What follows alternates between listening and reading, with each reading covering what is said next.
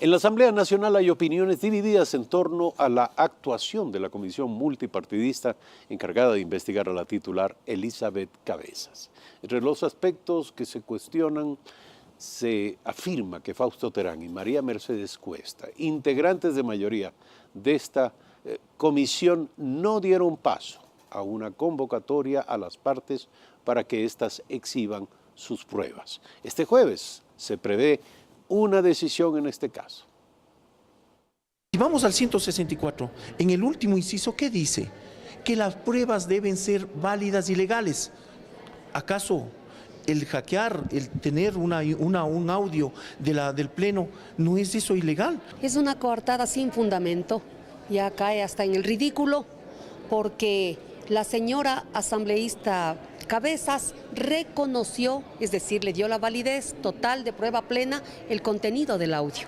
Allá los que andan con esos cuentos de que fiscalizar es estabilizar y que investigar es culpar. Gracias por continuar con nosotros. Se encuentra aquí Mauricio Alarcón, director ejecutivo de la Fundación Ciudadanía y Desarrollo. Buen día. Gracias por aceptar esta invitación. ¿Qué ocurre en la Asamblea Nacional? La Asamblea está más ocupada de sí misma, parecería, que de una agenda legislativa, de un trabajo de aprobación y proceso de leyes de acuerdo al plan que inicialmente se había anunciado.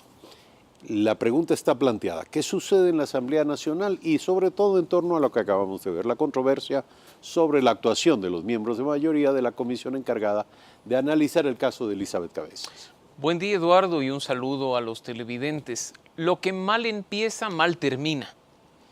Y este proceso que se sigue adelante en contra de la presidenta de la Asamblea, Elizabeth Cabezas, se inició de manera anómala. No nos vamos a enfocar en si el audio fue obtenido legal o ilegalmente, sino que una denuncia presentada inicialmente por la asambleísta Amapola Naranjo no cumplía con los requisitos para que el CAL la califique. ¿Por qué?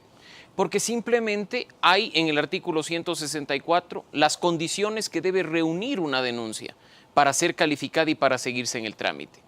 En su origen, estas condiciones no se cumplieron y se da una suerte de alcance a la denuncia, lo que se llama incluso, en el término que utilizan dentro de la Asamblea, una reconsideración, para que en una segunda decisión el CAL califique, algo que no forma parte de la práctica, no solo del Consejo de Administración del Legislativo, sino de la norma principal, que es la Ley Orgánica de la Función Legislativa. Sin embargo, los 6 miembros, dejando por fuera a la presidenta de la Asamblea, califican la denuncia de Amapola Naranjo y constituyen, como manda el artículo 164, una comisión multipartidista de 3 miembros. Se dice que debe tener un máximo de 3 miembros. Ahora bien, escuchaba en el video de introducción al asambleísta Fausto Terán referirse al último inciso. Efectivamente, ahí se dice que no se admitirá prueba obtenida ilegalmente. Pero si nos vamos al inciso anterior del artículo 164, ordena a la comisión multipartidista a escuchar a la asambleísta, que en este caso está siendo investigada, algo que la comisión no ha llevado adelante, y de mal forma entonces puede emitirse un informe de mayoría o de minoría sin que ni siquiera la parte involucrada haya sido debidamente escuchada. Pero, ¿qué tanto debería pesar la consideración de que en efecto la prueba proviene de un origen espurio? Bueno, hay un hecho cierto.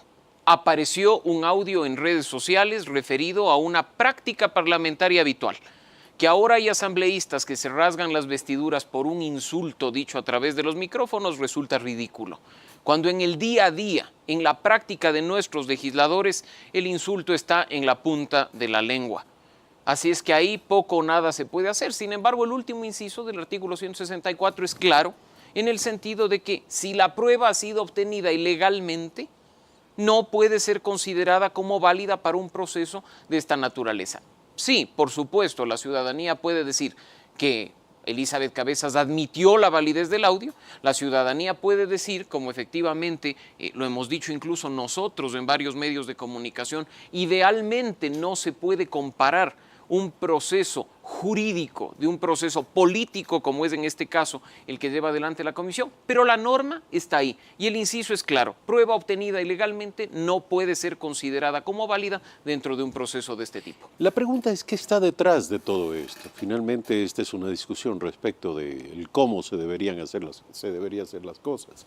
Pero yo quiero que vayamos más allá y entendamos qué es lo que está ocurriendo, cuáles son las fuerzas que están chocando en torno a este tema, cuáles son las corrientes al interior de la Asamblea que buscan y cuál podría ser el desenlace. Sin duda es un juego político más. Estamos en este momento a un mes de que se elijan nuevas autoridades legislativas, en que la Asamblea tenga nuevo presidente o nueva presidenta, y ahí pues, como es obvio, empiezan a cocinarse juegos en torno a personas que aspiran a ocupar el máximo puesto del legislativo. Estos hechos precisamente surgen de una manera bastante coincidente con el deseo de la presidenta Elizabeth Cabezas de optar por la reelección. ¿Quién sabe qué intereses estarán detrás? Si será cuestión de asambleístas insatisfechos con su gestión, si será cuestión de jugar a esto de eliminar asambleístas como ha sucedido para mantener equilibrio en los bloques legislativos. Lo único cierto es que, al igual que lo hemos dicho en ocasiones anteriores, estamos frente a una asamblea con poca credibilidad de la ciudadanía y que poco está haciendo para lavar esa imagen tan seriamente afectada en este último tiempo. ¿Podría considerarse una suerte de ensayo general o puesta en práctica de una prueba de fuerza entre las corrientes legislativas para ver cuál de ellas consigue en efecto por la vía del voto o del cuestionamiento a la presidenta de la Asamblea imponer su criterio? Pero esto es, insisto, un ensayo general previo a lo que será finalmente una medición de fuerzas en torno a la elección de nuevas autoridades. Para usted, ¿quiénes podrían ser los más opcionados? Bueno, son varios los nombres que han salido al debate legislativo. Sabemos que, por ejemplo, en el bloque oficialista suena con mucha fuerza el nombre de Daniel Mendoza, el asambleísta por Manabí, que además ha tenido una fuerte presencia durante estas últimas semanas en medios de comunicación y en redes sociales. Por parte de los grupos de oposición empiezan a surgir nombres como el de Henry Cucalón o como el de May Montaño, con una forma de darle quizá un relevo político a las autoridades de la Asamblea. Sin embargo, creo que es importante recordar que más allá de la presidencia como tal, va a haber una reconstitución de fuerzas dentro del CAL. Esa abrumadora mayoría, que a pesar de no ser tan fuerte como el periodo legislativo anterior, constituyó un bloque sólido en el CAL que hasta aún se encuentra en funciones, probablemente, yo diría incluso con toda seguridad, cambie para el nuevo periodo legislativo, donde veremos surgir a representantes de otros bloques, equilibrando de mejor manera las fuerzas políticas al interior de la Asamblea. Y lo que pase hoy, totalmente acertado lo que dice Eduardo, en el sentido de que será un juego político más. Esperemos que por lo menos dentro de este juego político los asambleístas actúen dentro de lo que dice la ley orgánica de la función legislativa. Insisto, lo que mal comienza, mal termina. Y hay varias violaciones en este proceso de investigación a la presidenta Elizabeth Cabezas que ya están ahí y que deben ser tomadas en cuenta por los asambleístas el día de hoy al momento de tomar una decisión. Usted es un observador cercano de la actividad de la Asamblea Nacional. Yo le quiero preguntar, si en un mundo ideal en el que los asambleístas no tengan que ocuparse de sus propios temas, como ha venido siendo la tónica en la Asamblea Nacional, ¿a qué se deberían dedicar? ¿Cuáles deberían ser las prioridades de la Asamblea en un momento como el que vive el Ecuador? ¿Cuáles son los proyectos de ley que en su opinión son todavía una deuda pendiente? Bueno, yo ni siquiera hablaría de este tipo de cosas, sino de las obligaciones constitucionales. Un legislativo tiene dos funciones principales: legislar y fiscalizar. Sin embargo, no solo durante este año, sino durante los anteriores, hemos sido testigos de una retahíla de exhortos, de una gran cantidad de resoluciones que incluso llegan a ser condecoraciones a personajes que hoy están acusados de corrupción, en lugar de enfocarse en lo medular, que es legislar de acuerdo a la realidad nacional y fiscalizar temas tan importantes vinculados a la corrupción que está siendo denunciada todos los días por parte de los ciudadanos. Esa es la gran deuda pendiente del legislativo. Si uno ya dice, en función de la agenda que fue establecida para este primer periodo entre 2017 y 2019, por supuesto que hay deudas pendientes. Y quizá por cuestión de coyuntura mencionar una de ellas. Desde enero del año 2018, es decir, hace 1 año y 3 meses, hay un informe para segundo debate de reformas al Código de la Democracia, por ejemplo, que se basa además en propuestas presentadas por los asambleístas del periodo anterior, entre 2014 y 2015.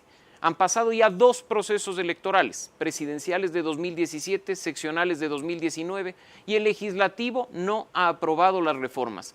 Nuevamente entramos a un debate de la reforma electoral, de los cambios de los métodos de asignación de escaños, y entramos además en una cuenta regresiva, porque de acuerdo a lo que establece la Constitución, no se puede hacer reformas electorales del año previo a las elecciones, y está previsto que las presidenciales de 2021 sean en el mes de febrero, así que ya tenemos pocos meses para eso. Y por supuesto otro tema que sigue también pendiente en este juego además entre el Ejecutivo y el Legislativo, las leyes relacionadas con la lucha contra la corrupción. No basta lo que aprobó la ciudadanía en referendo y en consulta popular el 4 de febrero del año 2018. Hay mandatos específicos y normas que están siendo conocidas por los legisladores y que no se les da el trámite oportuno para satisfacer una de las mayores demandas de la ciudadanía en este momento, que es la lucha efectiva contra la corrupción, porque no basta con denunciarla, sino que es necesario perseguir a los responsables y recuperar esos recursos que nos pertenecen a todos los ecuatorianos y que ahora lamentablemente se encuentran en manos de unos pocos. Vamos concluyendo ya no en el mundo ideal, en el mundo real. ¿Qué cabe esperar de esta próxima asamblea? En paralelo comienzan a ocurrir otros hechos políticos. El vicepresidente de la República anuncia el inicio de un diálogo nacional. Pero ¿qué clase de asamblea tendremos luego de la renovación de las autoridades? ¿Cuál será la tónica de esta asamblea en la segunda parte del mandato del presidente Lenín Moreno? ¿Será una caja de resonancia de estos otros eventos de la política o cabe esperar una suerte de agenda propia, aislada, desconectada de estas otras realidades? Prefiero utópicamente pensar en una asamblea diferente, porque no solo cambian las autoridades, cambia la conformación de las comisiones legislativas y frente al nuevo equilibrio de fuerzas políticas en la Asamblea Nacional, efectivamente se puede esperar un cambio. Recordemos cómo quedaron constituidas las comisiones entre este periodo 2017-2019, quienes ocupan las presidencias. Se dio apenas espacio, por ejemplo, a la oposición de ocupar la presidencia de una comisión, a la que además enviaron a todos los asambleístas de oposición porque era una comisión que nadie del oficialismo quería tener, la Comisión de Participación Ciudadana. Pues ahora veamos cómo queda constituido. Y en función de ello también, porque recordemos que el trabajo de la Asamblea Nacional no es solo el Pleno. El trabajo más fuerte son las comisiones legislativas, son ellos quienes conocen en primera mano los proyectos de ley, son ellos quienes reciben a la ciudadanía en comisión general. Son ellos, como se está planteando ahora además, quien a través de una comisión específica, la Comisión de Fiscalización, llevan adelante los procesos de control político de las autoridades del Estado. Así es que, más allá del realismo e incluso del pesimismo que se tiene ahora en función de lo ya actuado por la Asamblea Nacional, prefiero ser utópico y pensar que entre 2019 y 2021 tendremos un cambio en la Asamblea para satisfacer las demandas que la ciudadanía aún tiene encima de la mesa. Seguiremos ocupándonos del tema. Mauricio Alarcón, director ejecutivo de la Fundación Ciudadanía y Desarrollo, y su perspectiva, sus enfoques y puntos de vista sobre lo que ocurre en la Asamblea Nacional. Buen día, gracias por estar aquí. Y hacemos un corte. Al regresar, Luz Helena Coloma, concejala electa de Quito, estará aquí en Primera Impresión.